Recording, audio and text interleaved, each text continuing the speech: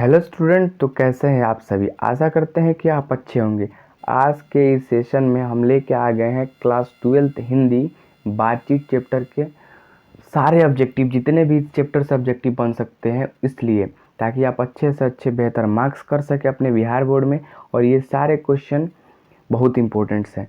तो मैंने इस चैप्टर के लगभग 46 क्वेश्चन बनाया है, जिसमें मैंने प्रयास किया है पूरे चैप्टर के जितने भी ऑब्जेक्टिव बन सकते हैं कवर करने का।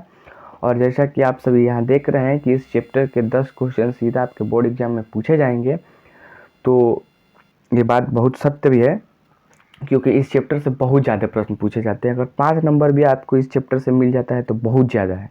तो चलिए बिना समय गंवाए अपने क्वेश्चन को ऑब्जेक्टिव को देखते हैं। इससे पहले हम इस लेखक के थोड़े से विषय में जान लेंगे, जैसे इनका जन्म कब हुआ है, मृत्यु कब हुई है, ये सब जान लेंगे। तो देखिए, ये चैप्टर पार्ट 1 है आपके हिंदी 12th के हिंदी के जो बिहार बोर्ड है उसका ये पार्ट 1 है। और इसके लेखक हैं बालकृष्ण भट्ट, जिनका जन्म हुआ है 23 जून 1844 और जिनकी मृत्यु हुई है 20 जुलाई 1914 को। और इनका निवास स्थान जो है वो है उत्तर प्रदेश, इलाहाबाद। ये इतने मोस्ट इम्पोर्टेंट क्वेश्चन है, VVI है, कि इन्हें आपको याद करना ही होता है। ये ऑब्जेक्टिव में भी आ जाता है और आप कहीं एक्सप्लेनेशन भी लिखने आएगा तो आपको याद रहेगा, तो आप इनके बारे में लिखकर उस एक्सप्लेनेशन कर सकते हैं। सबसे ज़्यादा तो पूछता है ये वाला कि ये पाठ किन्होंने लिखा है और कब लिखा है, किन्होंने लिखा है और कौन सा पाठ किन्होंने लिखा है, ये आपको बहुत ज़रूरी है याद करने के। चलिए ऑब्जेक्टिव इनके देखते हैं, जितने भी ऑब्जेक्टिव है देख लेते हैं। 1 नंबर ऑब्जेक्टिव है, बातचीत के लेखक कौन है। तो जैसा आपने अभी पीछे ही देखा है कि बातचीत के लेखक बालकृष्ण भट्ट जी हैं, और मैंने बताया कि ये काफ़ी VVI है। तो आप यहाँ देख भी सकते हैं कि ये 3 ईयर 2013, 14 और 19 3 बार पूछ सकता है, और अब आपके भी एग्जाम में पूछ सकता है, इसलिए आपको ये याद रखना ही होगा। तो चलिए नेक्स्ट क्वेश्चन की ओर बढ़ते हैं। बालकृष्ण भट्ट का जन्म कब हुआ था। देखिए ये भी काफ़ी इंपॉर्टेंट, देखिए यहाँ पूछ दिया ना। तो बालकृष्ण भट्ट का जन्म कब हुआ, 23 जून 1844 को। ऑप्शन नंबर बी आपका करेक्ट आंसर हो जाएगा। चलिए नेक्स्ट क्वेश्चन की ओर बढ़ते हैं। बालकृष्ण भट्ट किस युग के निबंधकार थे। ऑप्शन ए है प्रसाद युग, बी है भारतेंदु युग, सी है द्विवेदी युग और डी है स्वातंत्र्योत्तर युग। आपका राइट आंसर हो जाएगा ऑप्शन नंबर बी भारतेंदु युग। चलिए नेक्स्ट क्वेश्चन देखते हैं। मनुष्य की बातचीत का उत्तम तरीका क्या है। ऑप्शन ए है विद्वतापूर्ण, ऑप्शन बी है तर्कपूर्ण, ऑप्शन सी है भीड़ से बात करना, ऑप्शन डी है अवाक होकर अपने आप से बातचीत करना। आपका राइट आंसर हो जाएगा अवाक होकर अपने आप से बातचीत करना। आपका डी आंसर करेक्ट हो जाएगा। चलिए नेक्स्ट ऑब्जेक्टिव देखते हैं। संवाद में सबसे महत्वपूर्ण क्या है। तो संवाद में सबसे महत्वपूर्ण क्या है। ए है तर्क, बी है जिज्ञासा, सी है आत्मीयता, डी है प्रभावपूर्ण भाषा। आपका राइट आंसर हो जाएगा जिज्ञासा। आपका राइट आंसर हो जाएगा जिज्ञासा, ऑप्शन नंबर बी। चलिए नेक्स्ट क्वेश्चन की ओर आगे बढ़ते हैं। क्वेश्चन नंबर 6 है, बालकृष्ण भट्ट ने कौन सा मासिक पत्र निकाला था। ये VVI है, आप इसको टिक लगा लीजिएगा और इसको एकदम जब परीक्षा देने जाइएगा रिवीजन करके जाइएगा। तो ऑप्शन ए है प्रताप नामक, बी है कर्मवीर नामक, सी है हिंदी प्रदीप नामक, डी है जुत्साना नामक। आपका राइट आंसर हो जाएगा सी हिंदी प्रदीप नामक। नेक्स्ट क्वेश्चन, संयोगिता स्वयंवर किसकी रचना है। तो संयोगिता स्वयंवर जो रचना है, ये आप भूल से भी मत लिख दीजिएगा कि संयोगिता स्वयंवर ये आया है बातचीत पाठ से, तो बातचीत है, ये बिल्कुल गलत है। ये बातचीत पाठ से आया है, लेकिन ये भट्ट जी का लिखा हुआ नहीं है, ये लिखा हुआ है श्रीनिवास दास जी का। तो इसका राइट आंसर हो जाएगा ऑप्शन नंबर ए श्रीनिवास दास। संयोगिता स्वयंवर किनकी रचना है, तो श्रीनिवास दास की। चलिए नेक्स्ट ऑब्जेक्टिव बढ़ते हैं। कौन सी कृति बालकृष्ण भट्ट की लिखी हुई नहीं है। ऑप्शन ए है 100 अजान एक सुजान, बी है नूतन ब्रह्मचारी, सी है शिशुपाल वध, डी है प्रभावती। आपका राइट आंसर हो जाएगा प्रभावती, क्योंकि प्रभावती इनका लिखा हुआ नहीं है। तो आप ऐसे याद नहीं करेंगे, आप ऐसे याद करेंगे कि इनकी लिखी हुई कौन है। ये आपको तीनों याद रखना पड़ेगा। ये जो है इनका 100वां जान एक सुजान नूतन ब्रह्मचारी और शिशुपाल वध, 100वां जान एक सुजान नूतन ब्रह्मचारी और शिशुपाल वध। ये आपको याद रखना है कि ये कौन कौन से लिखे हैं, ताकि अब जब भी दे कि कौन ये पार्ट लिखे तो आप टिक मार सके। ये 9 वाला आप याद न रखिएगा, ये जो लिखे हैं ये याद रखें। चलिए नेक्स्ट क्वेश्चन की ओर देखते हैं।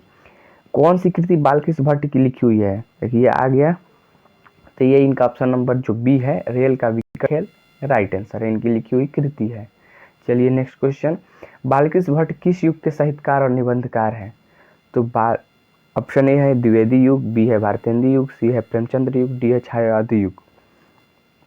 इसका राइट आंसर हो जाएगा ये है भारतेंदु युग, option number B right answer हो जाएगा। ये भी आई ऑब्जेक्टिव है, इसे आप याद कर लेंगे। बातचीत किस विद्या की रचना है? बातचीत किस विद्या की रचना है? ए है आलोचना, बी है गीत, सी है शोध, डी है निबंध। आपका राइट आंसर हो जाएगा ऑप्शन नंबर डी निबंध। आपका राइट आंसर हो जाएगा ऑप्शन नंबर डी निबंध। विद्या ने होता है ये क्या है, ये पाठ क्या है, कहानी है, आलोचना है या गीत है? तो आपका राइट आंसर होगा ऑप्शन नंबर डी निबंध। आप इसे याद रखेंगे। चलिए नेक्स्ट क्वेश्चन की ओर बढ़ते हैं। रॉबिन्सन क्रूसो ने 16 वर्ष के उपरांत किसके मुख से एक बात सुनी थी? फ्राइडे, संडे, एडिसन और स्टील। आपका राइट आंसर हो जाएगा फ्राइडे ने। फ्राइडे के मुख से उन्होंने 16 वर्ष के उपरांत एक बात सुनी थी, और ये जो है ये भी आई है। अभी तक पूछा नहीं है लेकिन हो सकता है पूछे, अब इसे ध्यान में जरूर रखिएगा। बातचीत शीर्षक के निबंधकार हैं, तो आप जानते हैं कि बातचीत शीर्षक के निबंधकार कौन है? बालकृष्ण भट्ट। आपका राइट आंसर हो जाएगा। नेक्स्ट क्वेश्चन बढ़ते हैं। बातचीत के माध्यम से बालकृष्ण भट्ट क्या बतलाना चाहते हैं? तो बातचीत के माध्यम से बालकृष्ण भट्ट क्या बतलाना चाहते हैं? बातचीत की शैली। आपका ए राइट आंसर हो जाएगा। चलिए नेक्स्ट क्वेश्चन की ओर बढ़ते हैं। बातचीत शीर्षक निबंध के अनुसार, बातचीत शीर्षक निबंध के अनुसार जो कुछ मवाद या झुआ जमकर भाव बनकर निकल पड़ता है, कैसे? तो इसका आपका राइट आंसर हो जाएगा बातचीत के जरिए। आपका सी राइट आंसर हो जाएगा। चलिए नेक्स्ट क्वेश्चन की ओर बढ़ते हैं। जैसा काम वैसा परिणाम किस लेखक द्वारा रचित प्रहसन है? ऑप्शन ए है रामधारी सिंह दिनकर, बी है जयप्रकाश नारायण, सी है बालकृष्ण भट्ट और डी है मोहन राकेश। आपका राइट आंसर हो जाएगा बालकृष्ण भट्ट। इस क्वेश्चन को आपको ऐसे भी पूछ सकता है कि बालकृष्ण भट्ट द्वारा जैसा काम वैसा परिणाम लेखक क्या है, तो आप बता देंगे कि ये प्रहसन है। ठीक, चलिए नेक्स्ट क्वेश्चन। बालकृष्ण भट्ट के पिता का क्या नाम था? ऑप्शन ए है देनी प्रसाद भट्ट, बी बेनी प्रसाद भट्ट, सी टेनी प्रसाद भट्ट और डी सैनी प्रसाद भट्ट। आपका राइट आंसर हो जाएगा Beni Prasad Bhatt, option number B. चलिए नेक्स्ट क्वेश्चन की ओर बढ़ते हैं। दमयंती स्वयंवर किस लेखक की रचना है? तो ये जो दमयंती स्वयंवर है ये है बालकृष्ण भट्ट की रचना, ऑप्शन नंबर सी आपका राइट आंसर हो जाएगा। नेक्स्ट क्वेश्चन, बालकृष्ण भट्ट की रचना बातचीत क्या है? तो अभी आप लोगों ने देखा कि बालकृष्ण भट्ट की रचना जो ये है बातचीत, ये ललित निबंध है। वो विद्या पूछा था, इसलिए आप क्वेश्चन को कैसे भी घुमाए आप याद रखेंगे ढंग से। नेक्स्ट क्वेश्चन, बालकृष्ण भट्ट किस युग के निबंधकार थे? ए प्रसादी युग, बी भारतेंदु युग, सी द्विवेदी युग, डी श्वेतांत्रोत्तर युग। आपका राइट आंसर हो जाएगा ऑप्शन नंबर बी भारतेंदु युग। नेक्स्ट क्वेश्चन को देखते हैं। क्वेश्चन नंबर है किस मनुष्य की बातचीत का उत्तम तरीका क्या है? तो इसका राइट आंसर हो जाएगा ऑप्शन नंबर डी अवाक होकर अपने से बातचीत करना। नेक्स्ट क्वेश्चन, संवाद में सबसे महत्वपूर्ण क्या है? ए है तर्क, बी जिज्ञासा, सी आत्मीयता, डी प्रवाहपूर्ण भाषा। आपका राइट आंसर हो जाएगा ऑप्शन नंबर सी आत्मीयता। नेक्स्ट क्वेश्चन, बालकृष्ण भट्ट का जन्म हुआ था? तो बालकृष्ण का भट्ट आप लोग जानते ही हैं, पहले ही मैंने बता दिया था, वो होता है 23 जून 1884 को, और ये काफ़ी VVI भी है, आप इसे याद रखेंगे। तो मैंने जैसे आपको बताया कि मैंने आज के सेशन में इस चैप्टर से मैंने 46 ऑब्जेक्टिव बनाया है, इसमें आज मैंने आपको आधे 23 करा दिया हूँ, और कल नेक्स्ट सेशन में यानी कि नेक्स्ट वीडियो में आपको और 23 मिलेगा, जिसे आप देख लेंगे। और इसके लिए आप हमारे चैनल को सब्सक्राइब कर लीजिए ताकि आपको पढ़ने में कोई दिक्कत ना हो। Okay, thanks for watching, bye bye, good night.